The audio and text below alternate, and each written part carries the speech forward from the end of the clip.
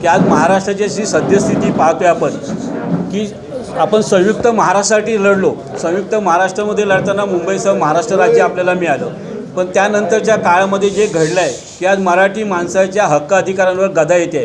परराज्यातून आलेले लोक मराठी लोकांना आता मारहाण करत आहेत.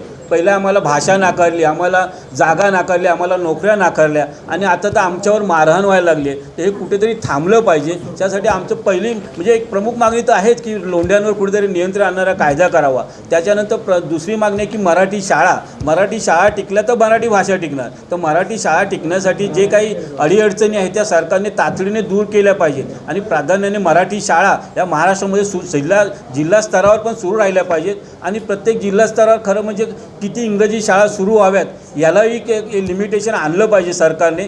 आणि त्यासाठी मराठी शाळांचा विषय घेतला आम्ही. नंतर मराठी भाषा आहे तर आता आपण चर्चा केलीच की मराठी माणसाला भाषा बोलण्यावरून मारहाण व्हावं लागले, केसेस व्हायला लागलेत. म्हणून मराठी भाषा ही सार्वजनिक ठिकाणी अनिवार्य झाली पाहिजे अशी आम्ही मागणी करतो. आणि त्या महाराष्ट्रातल्या सगळ्या मंत्रालय जेवढी मंत्रालय आहेत विविध त्या मंत्रालयांच्या कामकाजामध्ये त्यांची जी प्राधिकरणं आहेत, महामंडळ आहेत, त्यांनी मराठी भाषा वापरायचे कायदे नियम केले पाहिजे. उद्योगांनी पण उद्योगाची भाषा मराठी केली पाहिजे आणि मराठी जाणणाऱ्या मराठी लोकांनाच त्यांनी नोकरी दिली पाहिजे प्राधान्याने. यासाठी आम्ही ही चळवळ करतो. आता शेतीचा विषय निघाला तर बरेचसे बाहेरचे लोक शेती जमीन विकत घेत आहेत. तर कुठेतरी सरकारने हा धोका ओळखावा, कारण महाराष्ट्र क्षेत्रफळ जे आहे ते जर प्रांतातल्या लोकांनी जर ते विकत घेतलं तर इथली स्थानिक भाषा संस्कृतीवर त्याचं गंडांतर येणार आहे. आणि ज्या शेतजमिनी आता विनाशेती करतात त्या तातडीने बंद करणं आवश्यक आहे. कारण रिअल इस्टेटसाठी शेतजमीन वापरणं हे महाराष्ट्राच्या पुढील पिढ्यांसाठी फार घातक आहे. कारण आमचा शेतमाल तिथून कमी होण्याचे जास्त धोका होणार आहे.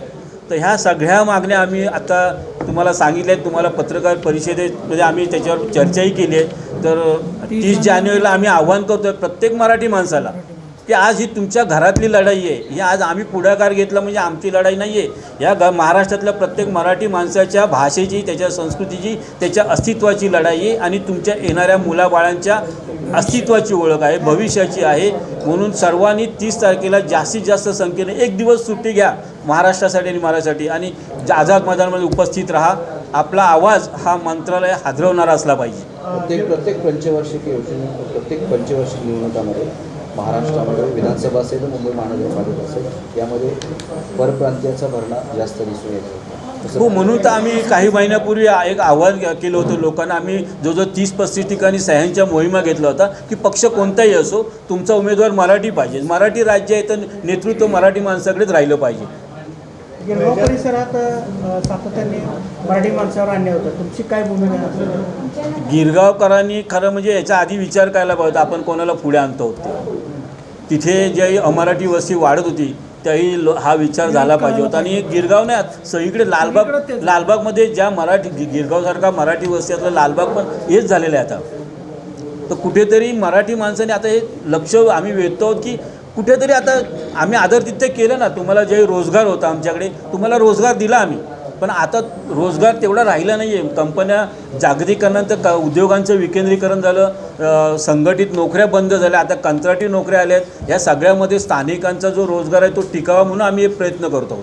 मराठी माणसांच्या नावावर अनेक राजकीय पक्षांनी मते मांडली, तुम्ही त्यांना काय सल्ला देणार? बघा आम्ही मगाशी म्हटलं की आम्हाला आता भूतकाळ उघडायचं नाही. काय घडलं, कोण चुकलं, कोण बरोबर, आम्हाला त्यात पडायचं नाही. येणाऱ्या काळामध्ये आम्हाला आमच्या या मागण्या आणि महाराष्ट्र मराठी भाषकांच्या म्हणजे महाराष्ट्रातलं समाजकारण, राजकारण आणि अर्थकारण हे स्थानिकांच्या हातात असलं पाहिजे. तुम्ही पैसा कमवायला आलात, पैसा कमवा आणि तुमचं काम करा. काम संपलं का तुमच्या राज्यात निघून जा.